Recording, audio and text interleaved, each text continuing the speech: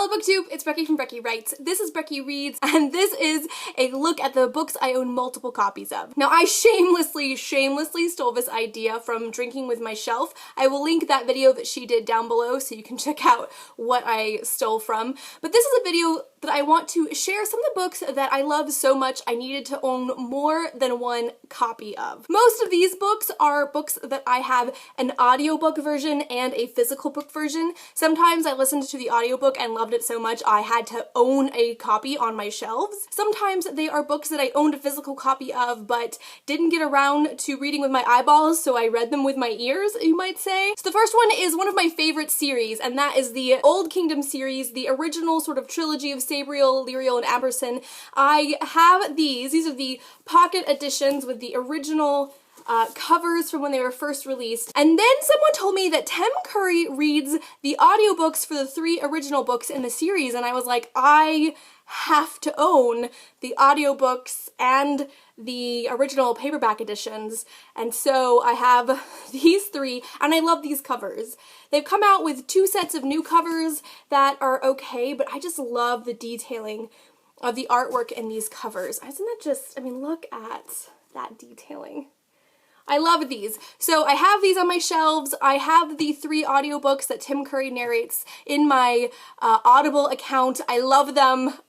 I love Sabriel. I love Garth next. Let's be real. Now I have 2 copies of Accidental Saints by Nadia Bolz. I actually listened to this as an audiobook first. Back in January, I listened to this audiobook and loved it so much that I needed to have it on my shelves as well. This is one of the few occasions where I listened to the audiobook first and then bought the second one. And I love this. I think this is a really cool cover. I kind of like the sort of old school poster sense of it, and if you know anything about Nadia Bolz, she also wrote Pastrix, and she's kind of a snarky, cranky Lutheran pastor, and I love this book, and I love this cover, and I'm glad I have it on my shelves. It's fantastic. Now, one of my favorite authors of all time is McKinley, and so years and years ago, I bought this cover. This is like a library binding edition of The Hero and the Crown. It's kind of beat up, and I found it at a used bookstore, but I got it because it was a hardback, and my paperback editions I kept finding were really ratty.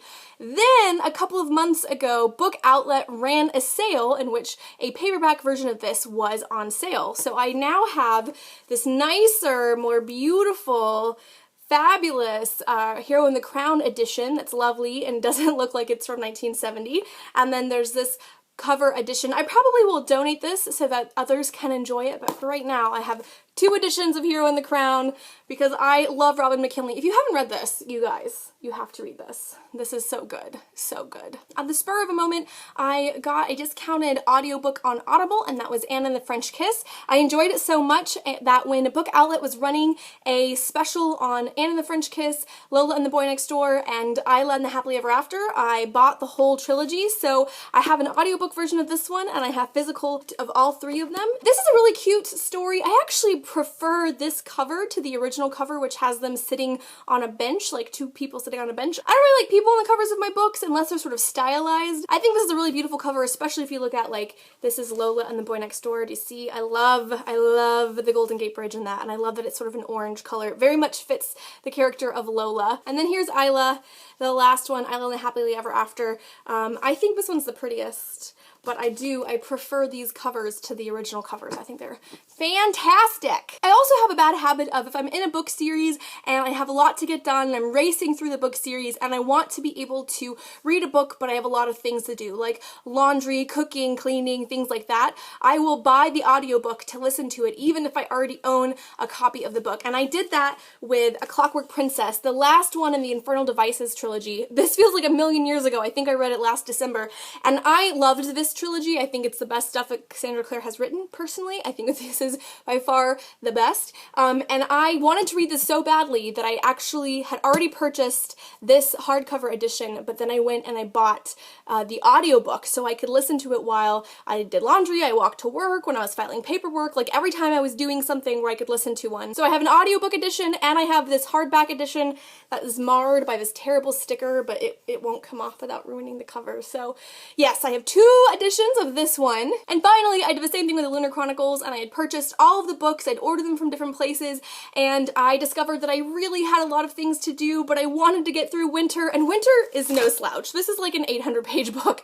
So I got the audiobook, and I raced through it. I did a massive overhaul. I think I rearranged my bedroom or something, and I had a bunch of stuff going on. So I listened to it over the course of about 24 hours. This was my Dewey 24 hours read, and I listened to the audiobook, and I loved it. It was so much fun. So I still have the audiobook. I have this edition, and so I have it on 2 separate shelves. I have it on my physical shelves, and I have it in my ear shelves, or whatever, my listening shelves. I don't know how you would say that. Those are some of the books where I have multiple copies of the books. Now, there are a couple of book series where I want to buy some of the different covers. Like, I really want to get the British editions of the Mistborn trilogy. I think they're way prettier than the American ones. But for right now, that's what I've got. I actually only have 1 bookshelf at my house, so I have to be really discerning on how many books and multiple copies of books that I have. So I don't tend to keep multiples for very long. Comment down below and let me know if you have any multiples of books and what you have on your shelves. Do you keep multiples for any specific reasons? Like, do you have different covers, or do you keep them to give them away? I used to have multiples of a prayer book that I would keep 2 or 3 copies of because I gave them away, and I have since given them all away. I hope you guys are all doing well, and I will talk to you very soon. Bye!